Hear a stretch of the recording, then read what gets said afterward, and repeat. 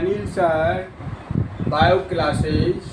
आज आपको रेस्पायरेशन का थोड़ा सा बचा हुआ रेस्पायरेटरी कोटिएंट मतलब श्वसन गुणांक। श्वसन गुणांक किसको कहते हैं? तो in respiration the ratio of expelled CO2 and absorb O2 called RQ। मतलब कार्बन डाइऑक्साइड की निष्कासित मात्रा और अवशोषित ऑक्सीजन की मात्रा के अनुपात को श्वसन गुणांक कहते हैं। इसका फार्मूला क्या होता है? RQ equal to volume of expelled CO2 by volume of absorbed O2। अब शुगर में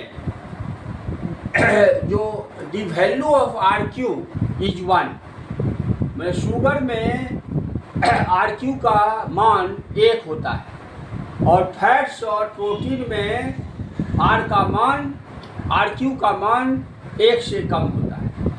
तो इसलिए जो है इसका जो मेजरमेंट होता है RQ का, एक एपरेटस है जिसका नाम है गेनोम रेस्पायरोमीटर। इनको एक साइंटिस्ट गेनोम ने आविष्कार किया था। अब है फैक्टर्स अफेक्टिंग रेस्पायरेशन, मैंने श्वसन क्रिया में कौन कौन सा फैक्टर प्रभावित होता है? तो 4 फैक्टर है। CO2 है, कार्बन डाइऑक्साइड, लाइट, ऑक्सीजन और टेम्परेचर। CO2 क्या करता है? In nature the concentration of CO2 is increase. यदि वातावरण में कार्बन डाइऑक्साइड की मात्रा बढ़ जाती है तो रेस्पायरेशन का दर कम हो जाती है। अब लाइट क्या है?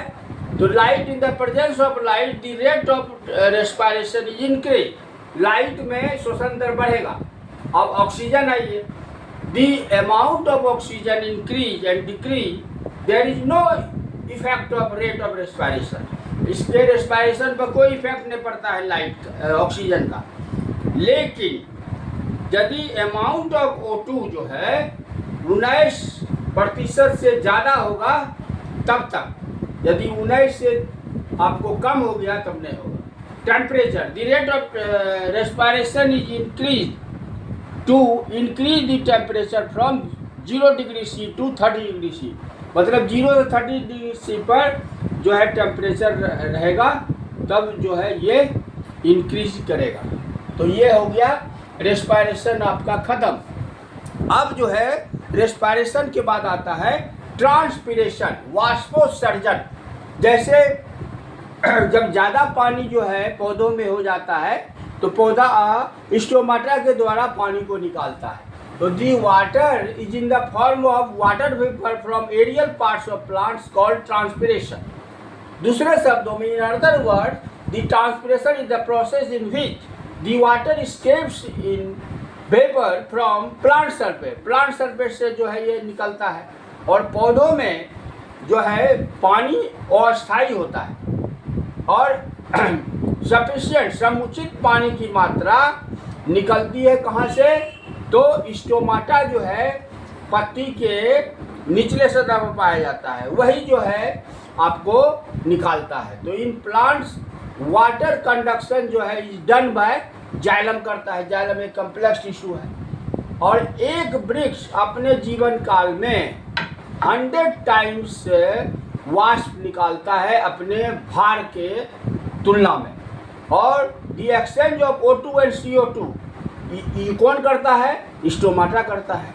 और स्टोमाटा जो है वह रात में बंद रहता है। The stomata are closed in night and दिन में खुला रहता है। तो दिन में ही मेन जो है ये क्रिया होती है। तो अब नेक्स्ट क्लास में बताऊंगा टाइप्स ऑफ आपको ट्रांसपीरेशन। Thank you.